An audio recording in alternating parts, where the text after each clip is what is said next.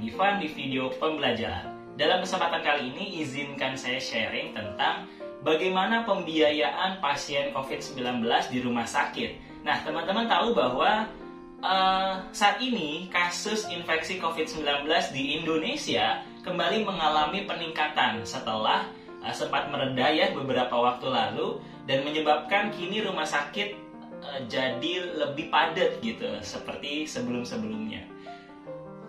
Banyak sekali orang-orang yang mau berobat ke rumah sakit tapi takut gitu. Takut ya, namanya rumah sakit stigmanya bagi banyakan orang itu mahal gitu kan ya. Aduh, janganlah, nggak usah ke rumah sakit lah, ke puskesmas aja yang gratis gitu kan. Nah, sebenarnya seperti apa sih yang harus kita ketahui tentang berobat COVID di rumah sakit gitu kan? Seperti apa? Nah, penambahan kasus COVID-19 di Indonesia ini salah satunya didorong adanya penularan varian Omicron. Setuju ya? Setuju tentunya, yang disebut-sebut menyebar dengan cepat. Meskipun mayoritas kasus yang baru Omicron ini mengalami gejala yang lebih ringan dibandingkan varian Delta, tapi tetap sama-sama mematikan lah. Ya, kalau yang Delta nularnya agak lambat, namun langsung cus, banyak yang meninggal kemarin itu. Kalau yang varian Omicron yang sudah menularnya cepat banget, namun bisa sembuh dengan cepat juga. Nah, jadi jangan pesimis buat kamu yang sekarang lagi terinfeksi atau terkonfirmasi COVID-19 varian Omicron. Tenang aja, besok pasti sembuh. Nah, untuk kasus bergejala ringan atau tanpa gejala bisa isoman gitu kan ya, atau isoter. Nah, kalau misalkan pasien yang mempunyai komorbid, bergejala sedang atau berat, dan kelompok lansia yang disarankan sih langsung aja dibawa ke rumah sakit untuk mendapatkan perawatan dan pemantauan yang lebih ketat. Jadi kalau komorbid itu punya sakit lain gitu ya, yang bisa menimbulkan keparahan atau efek yang luar biasa kepada dirinya sendiri. Jadi harus ditangani dengan cepat, langsung bawa ke rumah sakit. Jangan diisoman malah. Ya bahaya kalau isoman, malah tertular yang lainnya, malah cepat lebih ganas lagi nanti si COVID varian Omicron-nya. Nah, seperti diketahui bahwa juru bicara vaksinasi COVID-19 Kemenkes, yaitu Ibu Siti Nadia Tarmizi, beliau mengatakan bahwa pembiayaan rumah sakit akan ditanggung pemerintah untuk pasien COVID-19 kondisi sedang, berat, ataupun kritis. Tuh, teman-teman, sudah gamblang. Jadi sama Bu Siti, terima kasih Bu Siti Nadia karena sudah memberikan fasilitas gratis di rumah sakit untuk kamu yang terkena COVID. Jangan ragu untuk datang ke rumah sakit ya, apalagi yang komorbid tadi ataupun lansia. Nantinya pihak rumah sakit yang akan menetapkan kondisi kesehatan pasien sesuai ketentuan yang ada. Jadi bisa keduanya, bisa pasien positif bergejala sedang dan berat ke rumah sakit, atau gejala mengarah ke sedang, jadi gejala mengarah ke sedang dan berat lalu dites positif di rumah sakit, nanti rumah sakit yang menentukan. Jadi nggak kita sendiri ya, kamu datang ke rumah sakit dulu apakah sudah positif atau belum, atau baru gejala, nanti dicek sama rumah sakit tuh. Nah, kalau sudah rumah sakit menetapkan, baru kita dirawat di rumah sakit. Adapun nih klaim pembiayaan dilakukan oleh rumah sakit. Jadi semua yang terjadi penanganan kamu nih pasien COVID di rumah sakit, yang klaim ya rumah sakit ke pemerintah, bukan dari masing-masing peserta. Sekalipun kamu punya BPJS kesehatan gitu kan ya. Nah, untuk pasien dengan gejala sedang dan berat tentunya sama perlakuannya seperti itu.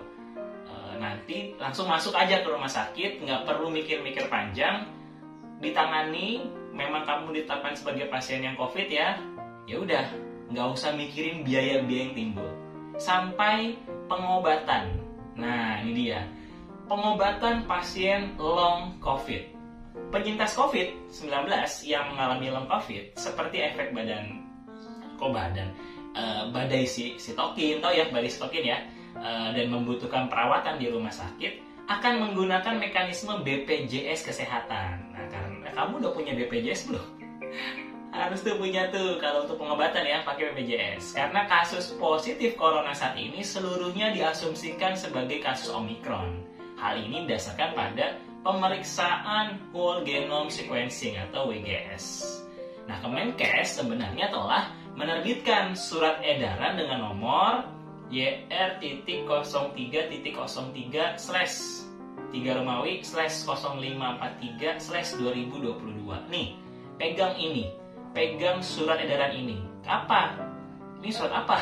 Surat ini berbunyi pembiayaan perawatan pasien COVID-19 di rumah sakit menjadi tanggung jawab negara. Oleh karena itu, rumah sakit tidak diperkenankan untuk memungut biaya apapun kepada pasien. Yang namanya wabah gitu kan, ini diasumsikan sebagai wabah COVID ini yang menjadi tanggung jawabnya negara. Kalau kamu terinfeksi atau terkonfirmasi COVID, langsung ke rumah sakit yang bagus untuk sembuh gitu kan. Pakai surat sakti ini, datang dengan surat sakti ini, semua gratis. Karena memang ini tanggung jawab negara, yang namanya wabah kan. Selain itu, dituliskan juga bahwa setiap rumah sakit yang merawat pasien corona diwajibkan mengisi data pasien COVID-19 di RS Online dan melakukan update data setiap hari. Adapun kelengkapan data di RS Online akan dijadikan dokumen pembuktian dalam proses verifikasi klaim COVID-19 Kemenkes. Gitu, oke? Jadi teman-teman, baik itu kamu sakit apapun ya, tapi karena COVID, langsung aja ke rumah sakit. Rawat inap, obat, mau itu gejalanya sedang, gejalanya berat, sampai kritis, akan ditanggung oleh pemerintah biayanya. Nah, buat Bapak, Ibu petugas rumah sakit yang nonton video saya ini, tolong kooperatif dan kerjasama dengan pemerintah, supaya rumah sakit nggak rugi juga, mau itu rumah sakit negeri atau swasta gitu kan ya. Tetap harus ada prosesnya. Silakan berkoordinasi dengan Kemenkes supaya pasien COVID bisa ditangani di rumah sakit dan rumah sakit bisa mendapatkan dananya secepat mungkin dari pemerintah supaya operasional untuk bayar dokter, beli obat bisa ditanggulangi. Nggak nombok ya Bapak Ibu ya, pemilik rumah sakit ya. Seperti itu.